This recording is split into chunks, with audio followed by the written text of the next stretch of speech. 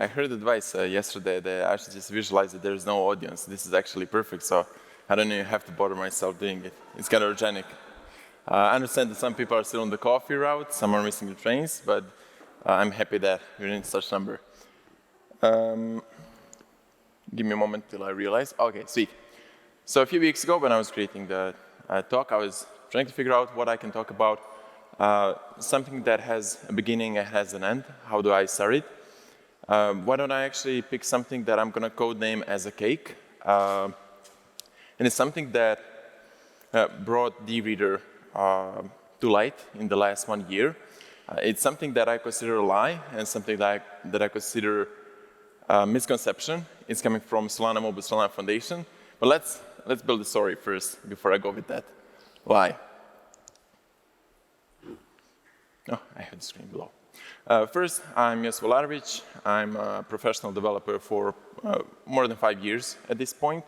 I'm mostly freelance and agency work.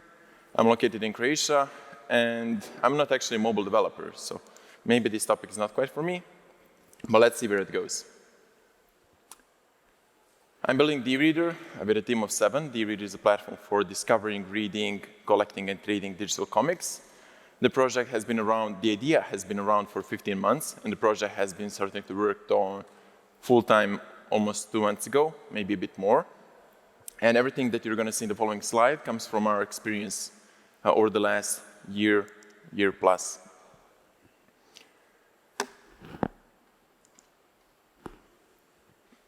I'm going to answer a few questions. What, why, how, and when it comes to mobile.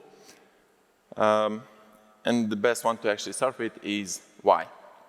Why do we actually will even consider mobile? The answer is kind of obvious, and it's a tiny bit disappointing. It's because mobile addiction is much better than the PC addiction. PCs, personal computers are a thing of past. Laptops are already taking over, and we can also see that mobiles are taking over laptops. I think since last year, mobile devices took over the laptops and computers when it comes to daily usage time across the world. That's purely because of mobility, of portability. In the end, it's called mobile phone. And the same reason why laptops crossed over PCs is the same reason for mobile devices there. And when we look at the conference here, out of 3, 5, I don't know how many thousand people, I don't see a single personal computer, and maybe at some point we're not even going to see as many laptops, we're going to see mostly phones, maybe. First, we have to ask ourselves, why do we want our users to have a mobile app, and why do our users actually want us to build a mobile app? So it's a two-way relationship.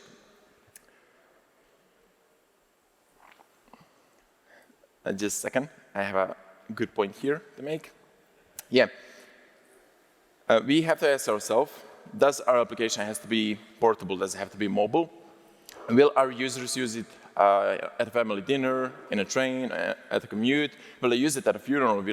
A good rule of thumb, if somebody should build a mobile app, is will your users use it at a toilet? If your users would use the app on a toilet, that's a good ground for a mobile app. Otherwise, you can just build a desktop app or a web app. And in the end, we hear all those catchphrases like, we're building a portable library, you can use it on the go, at the palm of your hands, in the pockets, while wiping your butt cheeks, etc. It does hold the ground, to be honest. And another perspective on why you might want to go mobile is if your application is one of the following categories. This is average weekly time spent in-app.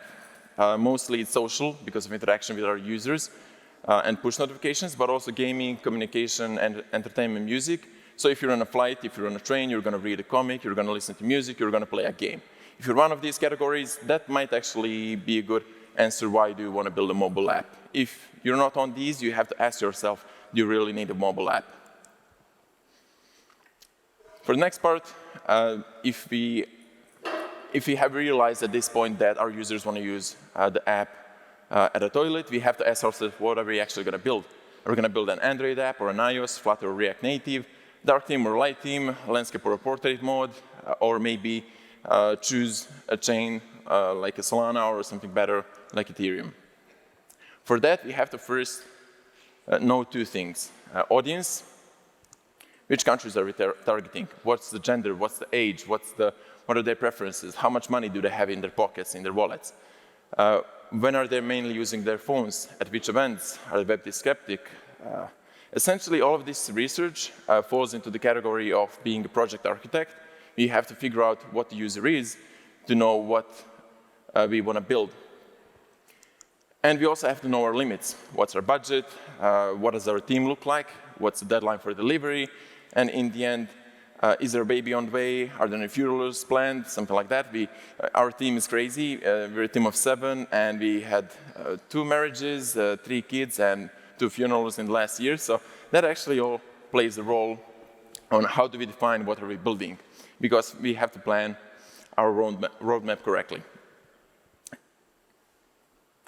We have decided for the following options in the case of the reader. A majority of our audience, we have 3 hotspots. One is American comic market with Marvel and DC. The other one is Europe with French, Belgian culture, comics like Asterix and Obelix, Smurfs, Lucky Luke, etc. And there's also a huge Asian market with mangas, manhwas, etc. So we have to think about multi-language support. We have to think about stuff like majority of our audience is 3-to-1 ratio men between women. In Asia, it's 2-to-1. So we have to figure out which comics we actually want to put on the platform. Are we going to prepare the platform and design it in such a way that it's mostly targeted towards action comics, or is it mangas, or maybe it's romance? Maybe you also want to build for a specific language. French people normally don't speak as good English as Americans, of course. All of that has to be taken into account, and it has to go to such detail that we have to consider the facts where which fingers are our users using. So as we were searching through current mobile experiences on comic reader applications, we have come to the realization that a lot of them use a thumb to infinite scroll on pages, which is a good thing, but the issue is that outside of the comic pages, you have to go to other screens and switch between different fingers or switch between different hands, which is not quite optimal. So our whole user experience is built in such a way that it's catering to an infinite scroll. You can see the Discover screen like on Netflix, where you just browse, swipe up and down, or like a news feed on Twitter and Reels I think Reels are on Instagram. And all those details matter to know what are we actually building. That's something that's not necessarily in the field of project architecture, it's also when it comes to UI, UX design.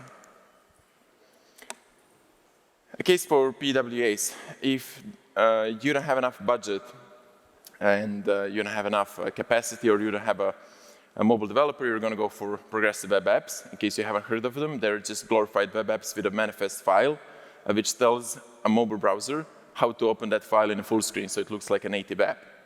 I can go in for all of these points, but in a nutshell, if you don't have enough budget, if you don't have a mobile developer, if you don't care about push notifications on iOS, if you don't care about additional security besides HTTPS, you can go for PWAs. There's no reason for you to go for a mobile app route unless you have enough money, because it's that much harder to do, and it's a different concept. The best option is to go for a mobile responsive web application. That's my take, but I think ChatGPT is also going to agree with me, because I assume majority people think that PWAs are a good future for mobile. And I think about a current state is about 10% applications on Google Play Store are actually progressive web applications. And people don't even realize that they're not native. When to switch from PWA to native, in case we actually started with PWA. When do we add push notifications? When do we actually ship the app to the Google Store or Apple Store? When do we pay more attention to user experience, user interface, and when to advertise? And many other events that we have to figure out along the road. I'm only going to answer the third one and the fourth one. Apple Store, just lower your expectations. If you're working on mobile and working with NFTs or Web3, it's going to take a few months. Apple is still in an area where they want to have that control. They're still not fully open to Web3. I think Google, from my personal experience, Google is trying to make an ally with Web3 communities, and they want to become a hub for Web3 applications. So you should definitely check out for Google Play, but with Apple Store, lower your expectations. And when it comes to when do we release our application when we draw the line and say, okay, this is enough focused on user experience, user interface, and features, and let's go to Google Play Store. Normally, we can see on Solana, crypto Twitter, we can see Mert, Tolly, and guys like those saying, just do it now. Like if you have anything that could be considered a minimum viable product, do it now. Go to the market, see if there's feedback for it, see if there's reaction, if anyone is going to go there. But I would argue that with mobile applications, it's actually a bit different. You don't want to rush into it. 50% of applications that are publishing on Google Play Store severely lack user experience. They have even the basic errors. And 75% of them, actually I think I mixed up the numbers, 75% basic user experiences, and 50% of them lack basic security measures. Is anyone here from Dialect, perhaps? Like from the team? No? Okay, then I can talk about them a bit. So there's a case study for Dialect that I did, and Dialect is the best NFT minting experience that Solana had in years. They introduced compressed NFTs. The minting was very simple, and onboarding with the wallet is similar to StepN. You just go there, create an account. It automatically generates a wallet for you. You click on claim, and you got an NFT. It's a perfect experience. But when you go to Google Play Store and see Dialect, it has a 3.5-star rating. Why does such an application with such a beautiful experience has a 3.5-star rating? It's because, in my opinion, they listened to that voice that said, we have to go to the market, we have to ship our MVP, we have to see if there is enough audience interested. And what happened is they lacked basic features when it came to communication. The chat there, if anyone tried using it, had issues, like the screen went black, or you couldn't see the chat history and stuff like those. And they suffered. Instead of if they had, in my opinion, if an application like Dialect has enough money to continue developing instead of going to the market, mobile apps should delay it as much as possible. Reason is the following. With a web app, it's simple. User goes to the web app, they can try it out, and if it has some issues, okay, that's it. But with a mobile app, users spend time to look for the app, they download it, and they're much more unforgiving. If you make a single mistake where they don't know how to create an account or do something, they're just going to delete the app. If they download the chat application and they don't know how to chat or they don't see the chat history, they're going to delete the application. Full disclaimer, I really love Dialect. I love what they're doing, but I think they sent us a message that maybe if you have enough budget, and mobile apps, if they have enough budget, they should delay it until their user experience is as good as possible. Now, how to build mobile apps? I think this is actually the most boring part that I wanted to throw the slides out, and I already submitted the presentation. In case everyone is actually interested in how to build mobile, there's a whole mobile team. I'm here, and feel free to ask me around later. But I'm just going to talk about the user experience. If you're targeting to build a D app on mobile, which kind of user experience that I believe is going to kick off at some point, is it's either going to be relying on stuff like mobile wallet adapter or wallet as a service stuff, where people offer that baked-in wallet experience, whether it's through third-party APIs like Segonize or having some SDKs. And how I imagine consumer D apps to go around in the next few years, it's most likely going to be the case where you have a username, email, password. Ideally, there would also be a login with Gmail button. But we're sadly still too lazy to implement that. And the wallet connection should be optional. That's something that people have realized at this point.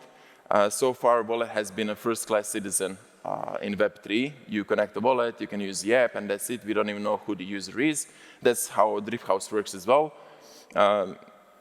If Driphouse had a list of 30, 40, 50,000 email addresses, that would be such a powerhouse. Until we have a connect button, I don't consider them to be as big as they might look like. There I go again, throwing dirt at our projects. The reason why wallet connection should be optional is also simple. When people go to the app, they want to read stuff, they want to see free comics, they want to interact with the application without having to do something that they don't know how to do. They don't even know what Phantom is, they don't know what Software is, how they have to install another application to be able to use us. So we picked a route where people can just register their account and they can read free comics like on any other comic platform. Myths. If I have to build a native app, if I want to build mobile first, I think I already mentioned during the presentation, everyone can take the route of progressive web apps, and if you want to level it up, we can also go for the trusted web apps, which is another route to take to publish on Google Play Store. I already mentioned that 10% apps on the Play Store are progressive web apps. I'm sure that the number on Apple Store is much lower if they have any. There's a way to publish progressive web apps on Apple Store as well through some tools, but I'm sure that that's a bit bigger barrier there, and there's most likely like 1%. When I'm talking about PWAs, I'm also going to mention an example of Twitter, Pinterest, and stuff like those. All of them actually had that unicorn, reached that unicorn phase with progressive web apps. So that just goes, sends a message that there is no really need for native apps at some times. You can reach the unicorn phase with just a PWA. Some people believe that PWAs are limited to mobile browsers, but you can actually even use the progressive web app for a desktop application, which is a really beautiful experience because, again, you don't have to learn the desktop development. You can just use full screen open through the Chrome browser. And the last one is developing with Saga and Solana. The App Store is exclusive. If I were Solana mobile team, maybe I would just rebrand Saga to Saga Android, just so people actually realize that it's an Android device. Releasing on Solana the App Store is also releasing on Google Play Store. It's complementary. And in the end, Solana the App Store did a huge favor for us because it gave us 200 downloads, even though we haven't even had a V1 yet. And those are actually, if you want to release to an audience and you don't have a V1 yet, you're not ready, you have that poor user experience that I talked about, Solana the App Store is actually quite well because those are mostly Solana enthusiasts that want to support new projects, and they're ready to install it, they're ready to stumble upon bugs, they're ready to send you feedback. If somebody is building a Google Play app on top of Solana, definitely release on Solana the App Store for that reason. The audience is much more forgiving. For the end, fundraising. This sentence below might be too harsh, but the number is correct. So I did a small Google form questionnaire a few weeks prior to the talk. Almost 30 projects, mobile projects from Solana ecosystem have submitted it. The questions were simple. Have you heard of Solana Qualitative Pitch Opportunity? Have you heard of Super Team grants? Have you heard of Grizzlethon? Have you heard of Solana Mobile grants? Have you heard of Solana Foundation grants, etc.? And I wanted to come to some kind of conclusion where the projects that have bigger funding are much more likely to reach the Google Play Store phase. But I was actually proven wrong. I was shown that even though some projects haven't got any funding, they still reach the Google Play Store, which actually leads me to the cake later. But to finish off the fundraising point, why 80% people? There are only 5 to 4 opportunities on Solana to get funds as a mobile developer at the moment. And I already mentioned Solana Quality, Super Teams, Solana Mobile, maybe even some other hackathons like Encode. And 80% of them haven't drained all the sources. They were building mobile applications for 6 to 9 months, and they haven't received a single penny for it.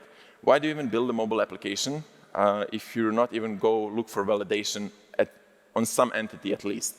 And the cake was my expectation that if you get a grant from Solana Mobile, which we did, if you get a prize on Grizzlethon, if you get a few more prizes, a few more fundings, the project is going to be successful. That's not really the deal. Even if you get $2 million, even if you get $20 million, it doesn't really relate to the success of the project in any way. The main judges are going to be the users. I also have another cake, which is a lie, potentially from either Solana Mobile or Solana Foundation, but I already threw enough dirt. So if anyone's interested into that cake, feel free to reach out to me later.